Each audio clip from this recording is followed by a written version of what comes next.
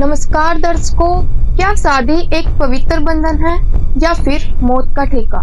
क्या बेटियों को जन्म देना अभिशाप है? आज हम उस कड़वी सच्चाई से आपको रूबरू कराएंगे जिससे आंखें मूंद लेना हमें हर रोज एक और बेटी की चिता तक ले जाता है।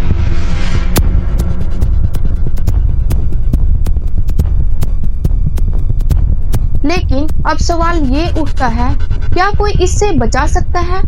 और वो लोग कौन हैं जो बिना दहेज के शादियां करके समाज में नई क्रांति ला रहे हैं? आज का शो आपकी सोच को हिलाकर रख देगा। तो जुड़िए हमारे इस सनसनीखेज और आंखें खोल देने वाली रिपोर्ट में।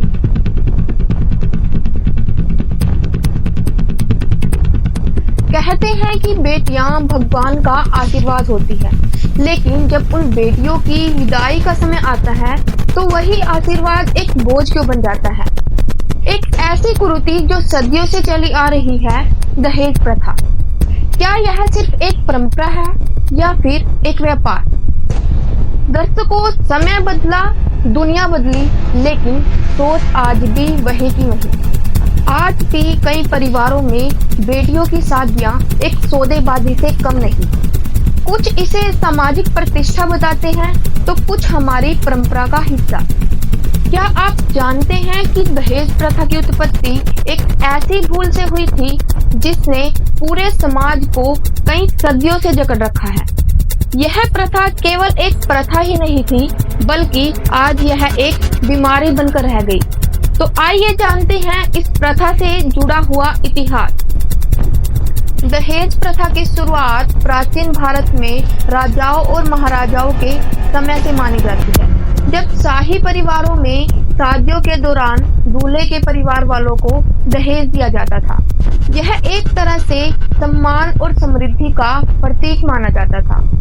लेकिन समय के साथ साथ यह परंपरा बदलने की बजाय एक दान की बजाय एक दबाव बनकर रह गई।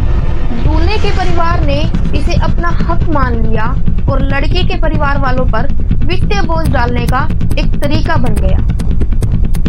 यह तक कि यह परंपरा इतनी गहरी हो गई कि आज भी गरीब माता पिता द्वारा दहेज की मांगे पूरी न किए जाने पर लड़कियों के साथ अत्याचार, हिंसा, यहाँ तक कि हत्याओं के मामले तक सामने आ रहे। क्या कभी आपने सोचा है कि वो प्रथा जो कभी बेटियों के सुरक्षित भविष्य की गारंटी देती थी, आज उनकी मौत का कारण कैसे बन गई? दर्शकों, दहेज प्रथा कोई नई नहीं है, लेकिन 1961 के तहत इसे गैर कानूनी घोषित किया गया था। इसके बावजूद भी हजारों लड़कियां इसका शिकार होती जा रही हैं। भारत में लगभग हर दिन 20 महिलाएं दहेज की वजह से अपनी जानें गंवाती है। और बात करें तो साल 2023 की, 2023 में हरियाणा में लगभग 170 से भी अधिक मामले दहेज हत्याओं के दर्ज किए गए थे। और पूरे भारत में लगभग 60,000 से भी अधिक दहेज हत्याएं पूरे साल में हो चुकी हैं। 80% मामलों में बहुओं को जलाकर मार दिया जाता है और 90% मामलों में दोषी परिवारों को सजा तक नहीं होती।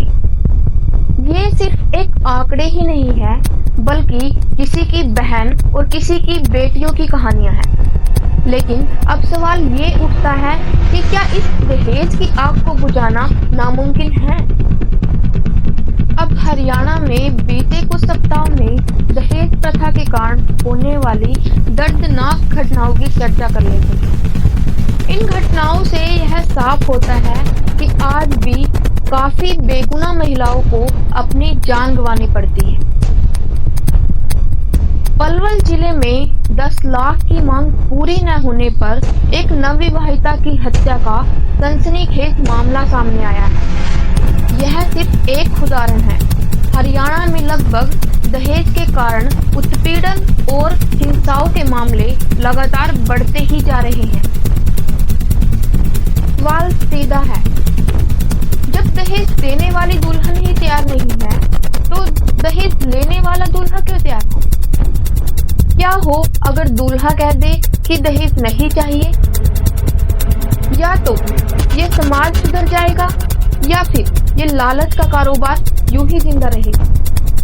भारत में हर घंटे महिलाओं की जान चली जाती है, कारण सिर्फ दहेज। लेकिन अब इस काली सच्चाई के बीच रोशनी की एक किरण दिखाई देने लगी है।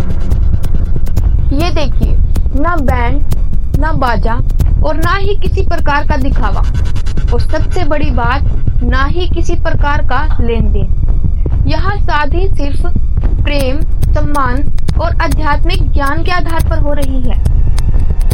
क्या इस दूल्हे की तरह हर कोई व्यक्ति हिम्मत दिखा सकता है? क्या आपका बेटा इतना साहसी है कि वो कह दे कि मैं बिकाऊ नहीं हूँ? संत रामपाल जी महाराज के सत्संगों से प्रेरित होकर आज हजारों युवक दहेज मुक्त शादियां कर रहे हैं। उनके अनुयायी किसी भी प्रकार की शराब का सेवन नहीं करते, किसी भी प्रकार का नाच गाना नहीं करते, और सबसे बड़ी बात, इनकी शादियों में किसी भी प्रकार का लेन देन नहीं होता। आप भी अगर आज से अगली शादी में जाए तो सबसे पहले दूल्हे से यही पूछे कि आप कितने में बिके, और अगर दूल्हा कह दे कि मैं बिकाऊ नहीं हूँ तो समझ लीजिएगा क्रांति शुरू हो चुकी है। आज के लिए बस इतना ही।